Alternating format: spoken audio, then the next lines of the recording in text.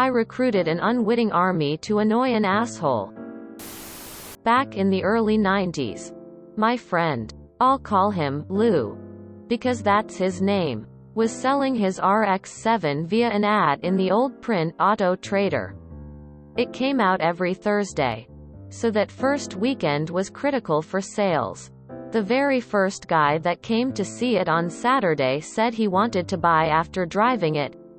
Of course, he had to finance, so they couldn't finish the sale during the weekend. Lou was worried about losing all the bites from the new ad, so he asked for a deposit of $500. The guy wrote a check. Lou told the rest of the callers that weekend that it was sold and, unfortunately, didn't ask for their numbers in case it fell through. This story predates caller ID availability in my area by a couple years, so those leads were gone. As you surely expect by now, the guy flakes on Monday and Lou deposits the check. Payment stopped. Big surprise. Sitting around my apartment, we schemed revenge, but all we had to go on was the check. Lucky for karma, there was a phone number printed on it. Our first idea was to write a little program to dial his number repeatedly from my modem. But that would be easily stopped and probably get us in direct trouble. Then Lou got a page from his work. This was back in the one-way pager days.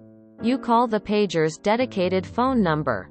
It sounds a tone. Then you punch digits for the number you want to be sent to the pager. The person with pager receives the number you entered and, presumably, calls it. Everyone with a pager made sure that people who needed to get a hold of them had the number for their pager.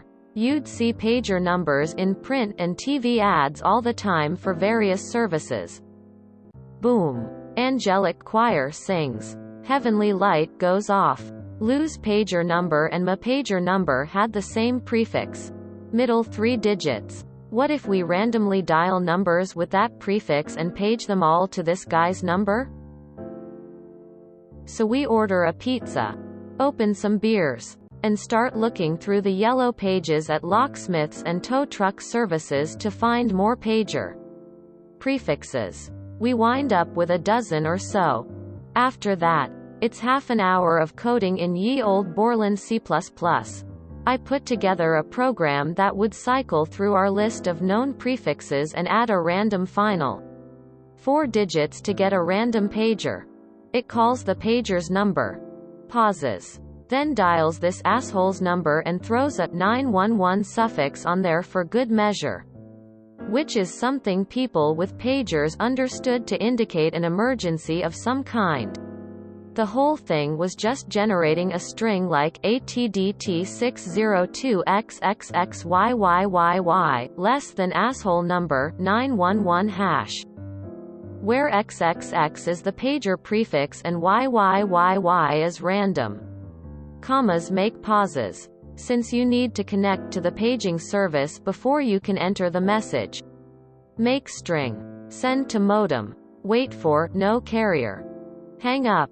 Repeat. We start eating the pizza and let it fly. I was very picky about my devices, so my modem was a US robotics courier. You could set an S register to control how long it would sound each tone when dialing. Uber nerds like myself would keep tinkering with that to get it as fast as possible while still being recognized by the phone service. It was very fast. I swag it could run through 4 pages per minute. So this guy would get 240 calls per hour. We just watched it run and laughed our asses off.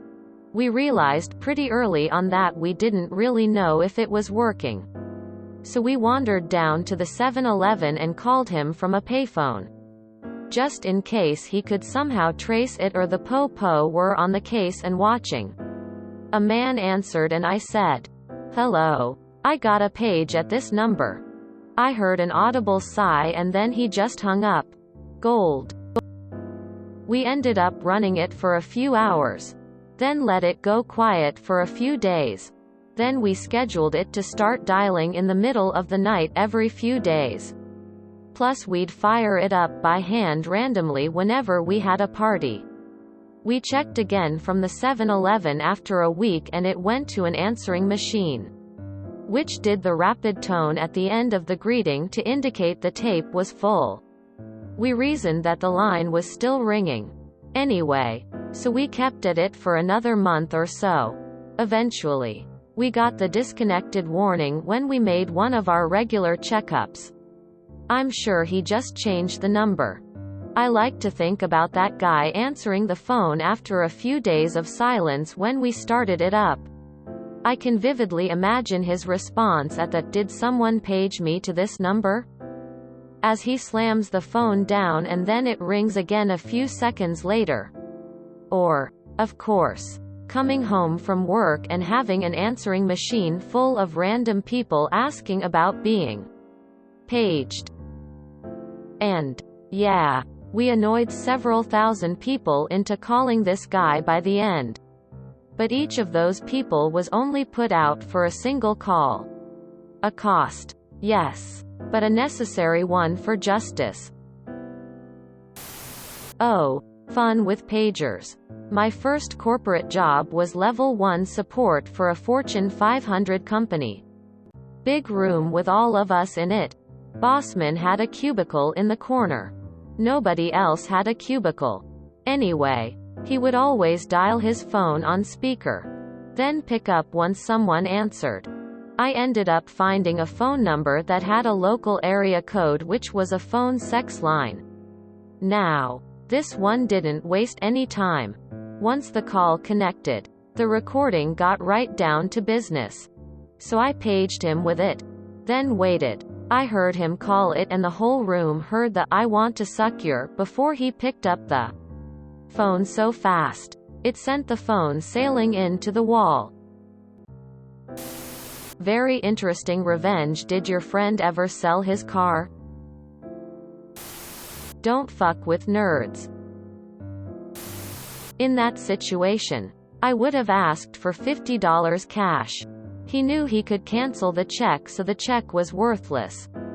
If your friend demanded cash, the guy likely would have cut and run if he wasn't a serious buyer. But likewise, if he did have to back out, it's enough to cover another ad and also unlikely to be an amount the guy would try to come after him for. Old school. Beautiful.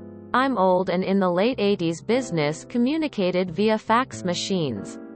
The data was transmitted via analog phone lines, and was printed onto thermal paper stored on a roll in the fax machine. Unscrupulous businesses would send you unsolicited faxes promoted their businesses. It was a pain because it A. used up your paper, B. woke you up if you were sleeping, and C. tied up your phone line. A person made a short film called Fax Attack. Saw the film once in an art house decades ago, where they drew a long clown face with a really tall mouth. Somehow the chin and the forehead looked the same. It's been a long time. I don't really remember. They fed the page into the fax machine, and then taped the top to the bottom of the page so it was on a loop that would continuously send.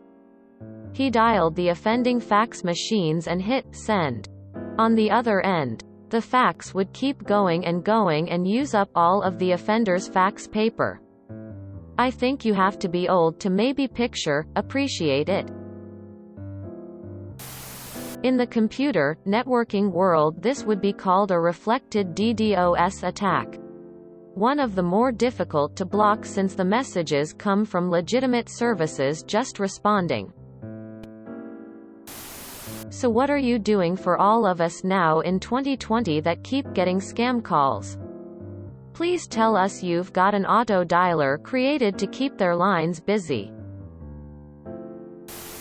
Colleague used to have an answering service. Instead of voicemail, you get a live operator. Dictate your message to them, and they type it up and send as text. So of course whenever we would call him and get the answering service, the message was always, "Oh hi. Can you please tell less than X that it's John here?" I'm sorry about last night, but I love him very much and the doctor says I'm no longer infected. On nostalgia of both pager and dial-up modems, I think I had a US Robotics Sportster 33.6. Then a 56K modem that would only connect at 33K as well cause our phone lines sucked. Man. There are a lot of stories on this sub that get praised for good writing, and they're usually full of unnecessary exposition, hyperbole, and pandering humor. This is the first time I've actually been impressed by the storytelling ability of a submitter here. All story. No grift. And a solid end line. Nicely done op. Also, I swag it could run through 4 pages per minute. I don't know if this was a typo or a deliberate attempt to redefine the word swag, but I'm choosing to believe it was the latter and I'll be using it thusly from now on. Very nice. I would have called him during the attack and asked, "Are you sure you don't want a RX-7?" Quote. I love this story for all the archaic technology and limitations they had in the past. It's so easy to get lost in how convenient and fast technology is now, yet still get frustrated at it being slow. Remember waiting through the 30-second grating sounds of 56K dial-up modem so you could download a 4 MB song for half an hour? Or a movie overnight? It's stories like these that I enjoy for reminiscing about the good old days and for giving perspective about the blessings of today. Your modem init string took me back a few decades to my dial-up tech support days. Excellent revenge. And thanks for the trip down memory lane. Oh Jesus. An RX-7, was it the FC or the FD? If it was the FD, I would have moved heaven and earth. Man, I got to say, I was confused why you kept on explaining small things in detail till I realized how old I am and how much the world has changed since then. Gives me a new perspective on how to teach others. But buddy, that execution was something that would have driven me crazy. Bra fucking vo, hands clapping. You had me with US Robotics Courier. I remember upgrading to that from a 2400 boo. OMG, I can download a photo in 10 minutes. I imagine my dad doing this sort of stuff. I literally found his old pager S in a closet last week and I suddenly felt really young because I've never held or even seen before. Back in those days I would send +++ less than crath less than CR to a chat room and see who dropped off. More often than you would think, someone's modem would be listening for the escape sequence on the remote connection, and would simply hang up. Just for fun. Of course. With friends. Ah. The good old-timey days of modems. Pagers. And you coding up ridiculous things to amuse yourself. Glad at least the latter has remained a constant through to 2020. ATS 11 = 40. If you enjoyed this video, please check out our playlists full of similar content. Epic Aircast is like doom scrolling for your ears.